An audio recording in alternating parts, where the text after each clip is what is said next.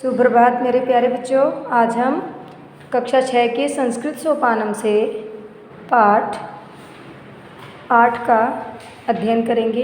तो आइए चलिए हम पाठ 8 शुरू करते हैं। बच्चों, आपका पाठ है अष्टम पाठः 8 सत्यमेव जयते। सत्य की जय होती है। ठीक है, आगे देखिए। एकस्मिन् ग्रामे एका धेनु आसीत्। एक गांव में एक गाय रहती थी। ठीक है, आगे देखिए। तस्याः एकः वत्सः आसीत्।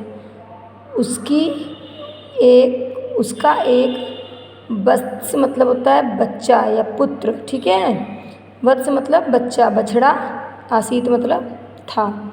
सा प्रतिदिनं प्रातः ग्रामात् दूरं तृणं चरितुं गच्छति स्म। वह प्रतिदिन गांव से दूर तृण चरने के लिए जाती थी। ठीक है बच्चों, आगे देखिए। एकदा सायं सा धेनु गृहम् आगच्छति स्म। एक बार वह जो गाय है वो शाम को घर आ रही थी। सहसा अचानक मार्गे एक व्याघ्रः आगच्छत्। रास्ते में एक व्याघ्र आ गया। व्याघ्र मतलब बाघ आ गया। अवदत् च आया और बोला, अहम बुभुक्षित। अहम बुभुक्षितः। मैं भूखा हूँ। मांसं खादिष्यामि। मैं तुम्हारा मांस खाऊंगा। धेनु निर्भीका आसीत्।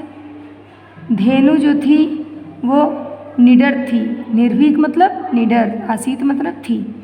सा वह अवदत् बोली, वह बोली, पश्यतु देखो, गृहे मम एक वत्सः अस्ति। घर पे मेरा एक बछड़ा है। सायं यदा सः मम दुग्धं पास्यति। शाम को वो मेरा जब दूध पी लेगा ततः तो परम अहम पुनः अत्र आगमिष्यामि। तो मैं फिर बाद में यहाँ आ जाऊँगी। अत्र मतलब यहाँ, आगमिष्यामि मतलब आ जाऊँगी। ठीक है। इदानीं मां त्यज्यत भवान्। इदानीं इस समय, इस समय मुझे त्यज्यत छोड़ दो। ठीक है, इस समय मुझे छोड़ दो। व्याघ्रः अवदत्। बाघ ने बोला। ठीक है, त्ववचने क विश्वासः। तुम्हारी बात पर क्या विश्वास। ठीक है। धेनुः अवदत्। गाय ने बोला, सत्यं वदामि। सच बोल रही हूँ। अहम अवश्यमेव आगमिष्यामि। मैं अवश्य ही आऊँगी या आ जाऊँगी। तदा व्याघ्र ताम अत्यजत। तब बाघ ने उसे छोड़ दिया। ताम मतलब उसे, अत्यजत मतलब छोड़ दिया। ठीक है, आगे देखिए। धेनुः गृहम् आगच्छत् वत्सः तस्याः दुग्धम् अपिबत्। गाय घर आ गई। बछड़े ने उसका दूध पी लिया। ठीक। ततः सा स्वसत्यं पालितुं तत् वनस्थलम् अगच्छत्।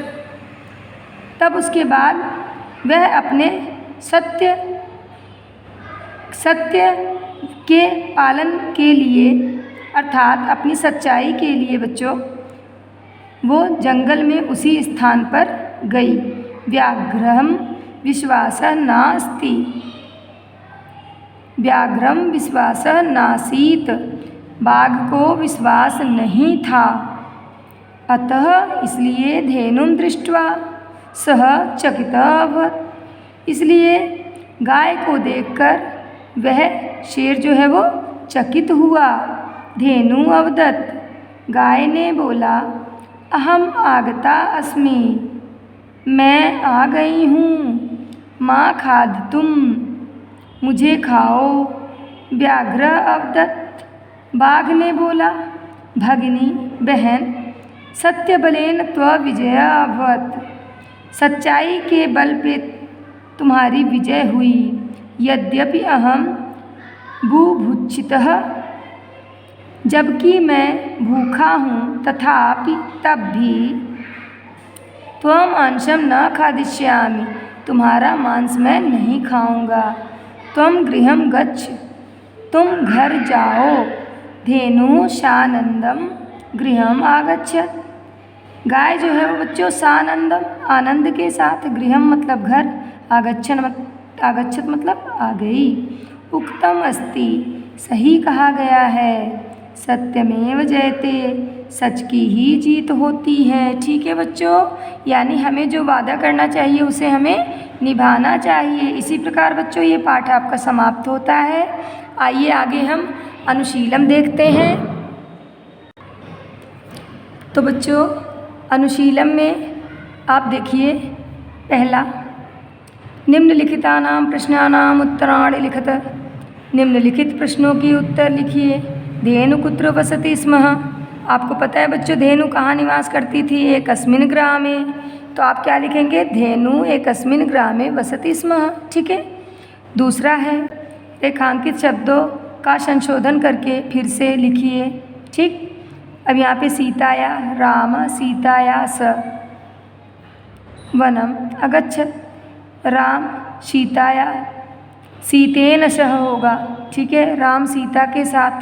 ठीक है, ये जो शब्द दिए गए हैं अंडरलाइंस करके, इसी को आपको सही करना होगा। तीसरा है आपका, निम्नलिखित प्रत्येकेषु वाक्येषु कर्ता कर्म क्रिया च परिचिनुत। निम्नलिखित प्रत्येक वाक्य में कर्ता कर्म और क्रिया को चुनिए। ठीक है, हमें इसे चुनना है। अहम क्या है बच्चों? कर्ता है। मांसम, मांस कर्म है। खादिष्याम, यह आपकी क्रिया है। ठीक है बच्चे, इसी प्रकार यह आपका पाठ समाप्त होता है। बच्चों आपको शब्दार्थ भी करने हैं कॉपी में। आप इसके इंग्लिश के जो शब्द हैं वो ना कीजिएगा, सिर्फ आप हिंदी और संस्कृत इन दोनों को ही करेंगे। पहले संस्कृत फिर उसकी हिंदी शब्दार्थ। ठीक है बच्चों, तो धन्यवाद बच्चों।